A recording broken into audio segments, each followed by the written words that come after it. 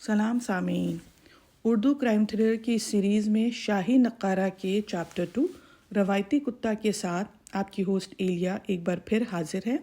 ایک ریکویسٹ ہے کہ پہلے آپ اس چینل کو سبسکرائب کر لیں۔ چلیں شروع کرتے ہیں۔ چیپٹر 2۔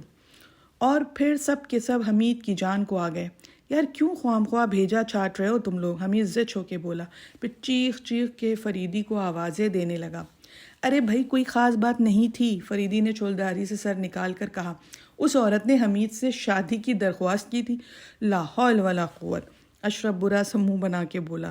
تو اس پر اتنی اچھل کود کیوں مچا رہے تھے بھائی؟ نہیں کوئی اور بات معلوم ہوتی ہے۔ فریدی نے کوئی جواب دیے بغیر اپنا سر اندر کھینچ لیا۔ جناب والا، حمید دانت پیس کے بولا، یقیناً کوئی اور بات ہے اور آپ اس بات کو سننے کی تاب نہ لا سکیں گے۔ انہوں نے پھر اسے تنگ کرنا شروع کر دیا۔ اچھا تو سنو، حمید بھنا کے بولا، تم اس عورت سے بھی بدتر معلوم ہوتے ہو۔ جاؤ بابا، میرا پیچھا چھوڑو، تم سب بھی میرے باپ ہو۔ جھولداری میں فریدی کی قہقہے کی آواز سنائی دی اور وہ باہر نکل آیا۔ وہ سالی تو خیر نشے میں تھی، مگر یہ کمبخت۔ خیر بھائی سنو، فریدی سگار کے کش لے کے بولا۔ بس جی آپ آرام ہی کیجئے، حمید نے جھلا کر کہا، میں خود ہی بتاتا ہوں۔ اس نے بات پوری بھی نہیں کی تھی کہ یک بیک بڑی بڑی بوندیں پڑنی شروع ہو گئیں اور وہ سب بے ساختہ چولداریوں کی طرف بھاگے۔ تقریباً 5 منٹ تک بہت تیزی سے بوندیں گرتی رہیں، پھر دھوپ نکل آئی اور سب سے پہلے حمید نے بوکھلا کے اپنی قمیص اتاری کیونکہ ہوا قطعی بند ہو گئی تھی۔ آہستہ آہستہ سب نے اپنی قمیصیں اتار پھینکیں اور چولداریوں سے باہر آ گئے۔ آسمان پہ ابر کے ٹکڑے موجود تھے، اس لیے کبھی دھوپ کبھی چھاؤں۔ موسلا دھار بارش پھر سے شروع ہو گئی تھی اور دیکھتے ہی دیکھتے پانی کا ریلا چولداریوں میں در آیا۔ انہوں نے جلدی جلدی زمین سے بستر اٹھا کے واٹر پروف تھیلوں میں بھرنے شروع کیے۔ یہ تو برسنے ہی والا معلوم ہوتا ہے، فریدی نے پرتشویش انداز میں کہا، مگر مجھے تو یہ لڈو بانٹنے والا جان پڑتا ہے، حمید نے منہ سکوڑ کے کہا۔ وہ اپنے جوتے اتار کر کینواس کے تھیلے میں ڈال رہا تھا۔ آہستہ آہستہ ان کی جھولداریاں ٹپکنے لگیں۔ اب کیا ہوگا؟ کسی نے پوچھا۔ پھر وہ فریدی کی تجویز پر اس اسٹیشن ویگن کی طرف بھاگے جس پر وہ سامان سمیت یہاں تک پہنچے تھے۔ اندر گھس کر انہوں نے کھڑکیوں کے شیشے گرا دیے اور چپ چاپ بیٹھ گئے۔ سارا مزہ کرکرا ہو گیا۔ اشرف بولا، حیرت ہے کہ تم لوگ بے سر و سامانی سے لطف اندوز نہیں ہو سکتے۔ فریدی سگار سلگاتا ہوا بولا، لطف تو اس وقت آتا جب یہ موٹر بھی نہ ہوتی۔ تو بسم اللہ کیجئے نا، حمید اٹھتا ہوا بولا، راستہ یہ ہے، باہر تشریف لے جائیے، لطف ہی لطف بکھرا پڑا ہے۔ وہ سب ہنس پڑے اور فریدی کھڑکی کے باہر دیکھنے لگا۔ ایسے ہی موقع میں صحیح معنوں میں مجھے زندگی کا احساس ہوتا ہے، فریدی نے مڑ کے حمید کی طرف دیکھتے ہوئے کہا۔ حمید پھر بھنا کے بولا، مجھے یاد پڑتا ہے کہ پچھلی برسات میں ایک مینڈک نے بھی مجھ سے یہی بات کہی تھی۔ ضرور کہا ہوگا، راز کی باتیں تو اپنوں سے کہی جاتی ہیں، فریدی نے مسکرا کے کہا۔ اس پہ ایک بار پھر قہقہا پڑا اور حمید برا سا منہ بنا کے دوسری طرف دیکھنے لگا۔ بارش تھمنے کے آثار نظر نہیں آ رہے تھے اور اندھیرا تھا کہ پھیلتا ہی جا رہا تھا۔ 7 بج چکے تھے۔ تھوڑی دیر تک وہ خاموش رہے، پھر دفتن حمید نے کہا، کیا مصیبت ہے؟ کیا ساری رات اسی طرح گزر جائے گی؟ اگر شروع ہی میں چل پڑے ہوتے تو اس وقت ہم کسی گاؤں میں تو پناہ لے سکتے تھے نا۔ بھائی تو مجھے کیا معلوم تھا کہ اس طرح کی بارش ہوگی، فریدی نے کہا۔ حمید نے کوئی جلی کٹی کہنے کے لیے ہی منہ بنایا تھا کہ نوکر دوڑتے ہوئے اسٹیشن ویگن کی طرف آئے۔ صاحب ندی بڑھ رہی ہے، دیہاتی راہبر ہانپتا ہوا بولا۔ کیا؟ فریدی چوک کے بولا، جی ہاں، تھوڑی دیر بعد یہاں قدم جمانا بہت دشوار ہو جائے گا۔ تب تو بھائی اکھاڑو ساری چولداریاں۔ میں تو ہرگز نہیں جاؤں گا، حمید پھیل گیا۔ کیا بکتے ہو؟ فریدی جھلا کے بولا۔ واہ واہ، زندگی کا لطف اٹھانے کا موقع پہلی بار نصیب ہوا ہے، میں تو اسے ہاتھ سے نہیں جانے دوں گا۔ فریدی کچھ اور کہے بغیر ویگن سے اتر گیا اور جھولداریاں اکھڑوانے میں نوکروں کا ہاتھ بٹانے لگا۔ بھیگی ہوئی چھولداریاں ویگن میں رکھی جانے لگی۔ حمید نے ایک طرف ہٹنا چاہا لیکن فریدی کے اشارے پہ ایک جھولداری اس پر پھینک دی گئی۔ وہ بے اختیار چیخ کے سامنے والی سیٹ پہ جا پڑا۔ بڑی خیریت یہ ہوئی کہ چھولداری کو کسی نوکر نے ہاتھ نہیں لگایا تھا، ورنہ حمید تو اس کی بوٹیاں ہی نوچ ڈالتا۔ پھر بھی اس کے منہ سے بے تحاشا ایسے الفاظ نکلنے لگے جن کا کوئی مفہوم نہیں تھا۔ کیا فضول ٹائیں ٹائیں لگا رکھی ہے، فریدی نے اسے ڈانٹا۔ جہنم میں کا شٹ اپ، پھر کبھی دیکھ لوں گا، حمید بے بسی سے بولا۔ اس تفریح میں تمہارا بھی حصہ تھا، فریدی نے کہا اور ڈرائیور کی سیٹ پہ بیٹھ گیا۔ اس دوران بوندوں کا زور کم بھی ہوا اور پہلے سے زیادہ بھی، لیکن تار نہیں ٹوٹا۔ چاروں طرف گہری تاریکی پھیل گئی تھی۔ فریدی راہبر کے بتائے ہوئے راستوں پہ ویگن کو لیے جا رہا تھا، لیکن دو ایک جگہ اس کی ہچکچاہٹ پہ اسے محسوس ہوا کہ شاید وہ غلط راستے پہ جا رہے ہیں۔ بھائی تم کچھ بھولتے تو نہیں ہو؟ فریدی نے اس سے پوچھا۔ نہیں صاحب، اس کے لہجے میں اعتماد تھا۔ خدا کرے تم بھول ہی جاؤ، حمید دانت پہ دانت جما کے بولا۔ لیکن وہ سب کچھ اس طرح بدحواس تھے کہ انہوں نے حمید کی بات کا نوٹس ہی نہیں لیا۔ وہ سبھی کچھ نہ کچھ سوچ رہے تھے اور تھوڑی دیر بعد یہ بات ان پر واضح ہو گئی کہ راہ بتانے والا خود ہی بھٹک گیا تھا۔ اس آندھی اور طوفان میں اس کے پہلے امکانات موجود تو تھے۔ شکارگاہ میں آتے وقت وہ ندی کے کنارے کنارے آئے تھے، لیکن واپسی میں یہ چیز قطعی ناممکن تھی کیونکہ ندی کا پاٹ کافی بڑھ گیا تھا۔ دفتن فریدی نے گاڑی روک دی۔ ہیڈ لائٹس کی روشنی میں حد نظر پانی ہی پانی دکھائی دے رہا تھا۔ کیوں بھائی کیوں؟ کسی نے پوچھا۔ آگے نالا معلوم ہوتا ہے، کیا تم آواز نہیں سن رہے ہو؟ فریدی نے کہا۔ اس صورت میں آگے بڑھنا خطرناک ہے اور پیچھے ہٹنے میں بھی اللہ میاں کا دیدار نصیب ہو سکتا ہے، حمید نے سنجیدگی سے کہا۔ بس دائیں یا بائیں سے نکل چلیے، اللہ نے چاہا تو بیڑا پار ہی ہوگا۔ شٹ اپ، حمید نے قہقہا لگایا اور سب کو اس کی یہ بے وقت کی شہنائی کھلنے لگی۔ فریدی نے ویگن گھمائی تھی کہ دفتن دیہاتی راہبر نے رکنے کے لیے کہا۔ ہیڈ لائٹس کی روشنی میں دور ایک عمارت دکھائی دے رہی تھی۔ شاید ہم یدراج نگر کے قریب پہنچ گئے ہیں، راہبر بولا۔ لیکن نالا؟ یہاں واقعی ایک نالا پڑتا ہے۔ نالا کس قسم کا ہے؟ فریدی نے پوچھا۔ معمولی سا، ہم بآسانی سے پار کر لیں گے۔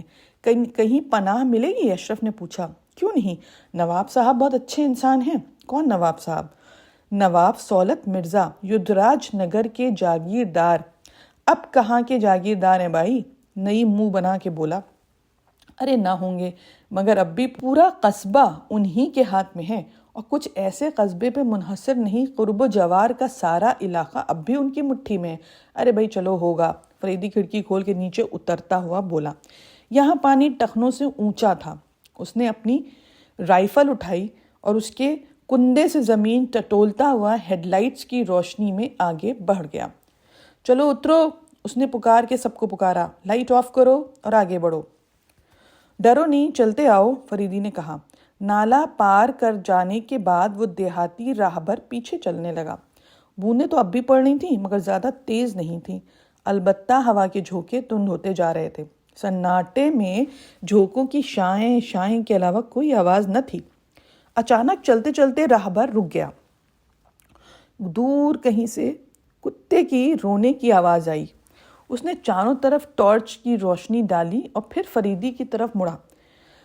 صاحب یہ تو، وہ کچھ کہتے کہتے رک گیا۔ کیا بات ہے؟ فریدی اسے گھورتا وہ بولا۔ ہم پھر غلط آ گئے۔ عجیب آدمی ہو یار تم، فریدی جھلا کے بولا۔ ابھی تم نے کسی قصبے کا نام لیا تھا۔ جی وہ تو ٹھیک ہے، لیکن وہ سنیے، وہ خوفزدہ انداز میں بولا۔ کیا سنوں؟ کیا آپ کچھ سن نہیں رہے ہیں؟ رابر نے تحیر آمیز لہجے میں پوچھا۔ ارے کیا فضول بکواس لگا رکھی تم نے؟ حضور یہ آواز سنیے نا۔ کیوں؟ یہ کسی شیر یا بگڑے ہوئے ہاتھی کی آواز تو نہیں ہے، صرف کتے کی آواز ہے، اور وہ بھی بیچارہ رو رہا ہے۔ مگر صاحب یہ کوئی معمولی کتا نہیں ہے۔ ارے بھائی چلو آگے بڑھو، فریدی نے بیزاری سے کہا۔ میں کتوں کے متعلق تم سے زیادہ جانتا ہوں۔ صاحب چاہے اب گردن کاٹ ڈالیے، میں تو ادھر سے نہ جاؤں گا۔ ارے بھائی کیوں، آخر کیوں؟ فریدی ضد چھو کے بولا۔ اس وقت ہمارے پاس 6 رائفلیں ہیں، ہم نہایت آسانی سے اسے ختم کر دیں گے۔ رائفلیں؟ راہبر خوفزدہ انداز میں ہنسا۔ جو کتا سینکڑوں برس سے زندہ ہو؟ یار شاید تمہاری عقل بھیگ گئی ہے، فریدی اس کی بات کاٹ کے زہر خند لہجے میں بولا۔ کیا آپ نے سردار یدراج کی گھڑی کے کتے کے متعلق کچھ نہیں سنا؟ ارے بابا تو سناؤ نہ، جلدی کرو، ورنہ اگر بارش تیز ہو گئی تو ہم سب جہنم رسید ہو جائیں گے۔ وہ زمین پر نہیں ہے صاحب، راہبر نے کہا، اس کی آواز اوپر سے آتی ہے، وہ جب بھی روتا ہے نا ندی میں باڑھ ضرور آتی ہے اور ندی کے کنارے بسے ہوئے گاؤں تباہ ہو جاتے ہیں۔ فریدی نے ایک پرزور قہقہا لگایا اور اس کے ساتھی کتے کی رونے کی آواز پھر سنائی دی۔ صاحب خدا کے لیے، راہبر گھبرائی ہوئی آواز میں بولا، یہاں کوئی اس کا مضحکہ اڑانے کی ہمت نہیں رکھتا، وہ کوئی خبیث روح ہے۔ شش، چلو چلو کوئی بات نہیں، آگے بڑھو، فریدی سنجیدگی سے بولا۔ مجھے خیال پڑتا ہے کہ میں نے کبھی اس کے متعلق کچھ سن رکھا ہے۔ او ہو تو دوسری طرف چلیے نا، حمید نے جھلا کر کہا۔ نہیں محتر، آپ اس معاملے میں قطعی دخل نہ دیجیے گا، فریدی نے سنجیدگی سے کہا اور سب ہنس پڑے۔ پھر فریدی حمید کے کاندھے پہ ہاتھ رکھ کر بولا، آپ خواہ مخواہ کیوں پریشان ہیں؟ یہاں کئی لوگ آپ کی حفاظت کے لیے موجود ہیں، گھبرائیے مت۔ حمید نے بھنا کے اس کا ہاتھ جھٹکتے ہوئے کہا، کہاں ہے وہ سالی گھڑی وڑی، میں آگے چلتا ہوں، گویا آپ مجھے بالکل الو کا پٹھا سمجھتے ہیں۔ فریدی اس کی بات پر دھیان دیے بغیر راہبر سے مخاطب ہوا، تو تم ہمیں اس گڑھی کی طرف لے جا رہے ہو؟ صاحب بس مجھے تو معافی رکھیے، عجیب ڈرپوک آدمی ہو۔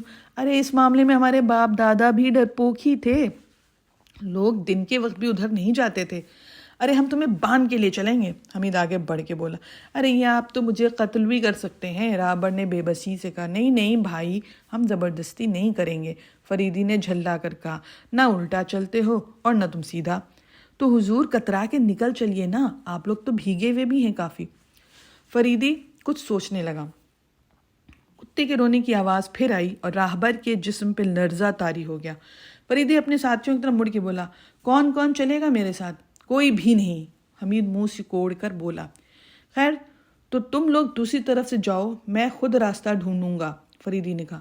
یار ہٹاؤ بھی، اشرف بولا، خدا کے لیے اس حال میں تو طبیعت کو قابو میں رکھو، شاہد نے کہا، ہم تھک کے چور ہو گئے ہیں، چلو بھائی۔ میں کہہ تو رہا ہوں کہ تم لوگ جاؤ، بعض اوقات بڑی الجھن میں ڈال دیتے ہو بھائی تم، اشرف نے جھلا کے کہا۔ سب بیکار ہے، حمید نے کہا، آپ کے ساتھ سب سے بڑی بدنصیبی یہ ہے کہ آپ بچپن ہی سے موت کی تلاش میں مارے مارے پھر رہے ہیں، مگر موت ہے کہ منہ لگانے پہ تیاری نہیں ہوتی۔ بھیا تم لوگ جاؤ ورنہ ساری رات یہیں کھڑے کھڑے گزر جائے گی۔ تھوڑی دیر تک سب کے سب کھڑے بھن بھناتے رہے، آخر فریدی پھر بولا، فضول وقت برباد نہ کرو ورنہ زیادہ رات گزر جانے پر کس سے جگاتے پھرو گے؟ میں کسی ناراضگی کے تحت نہیں کہہ رہا ہوں، جلدی کرو۔ تو تم لوگ جاؤ نا، حمید بھی منہ بنا کے بولا، میں بھی سرکاری آدمی ہوں، بھوتوں کی مردم شماری میں مجھے بھی فریدی صاحب کا ہاتھ بٹانا ہے۔ کیا عورتوں کی طرح جلی کٹی سنا رہے ہو؟ فریدی نے غصیلی آواز میں کہا، تم میرے ساتھ نہیں چل سکتے۔ تھوڑی دیر تک یہ بحث ہوتی رہی اور پھر حمید کے علاوہ سب لوگ راہبر کے ساتھ ایک طرف روانہ ہو گئے۔ شاہی نقارہ کا پارٹ 2 فی الحال یہاں پہ ختم ہوا۔ آپ سے ایک گزارش ہے کہ اگر آپ نے اب تک میرا یہاں تک ساتھ دیا ہے، سنا ہے، تو پلیز اس کو سبسکرائب ضرور کیجئے، چینل کو سبسکرائب ضرور کیجئے اور دوسروں کے ساتھ اسے شیئر ضرور کیجئے۔ شکریہ۔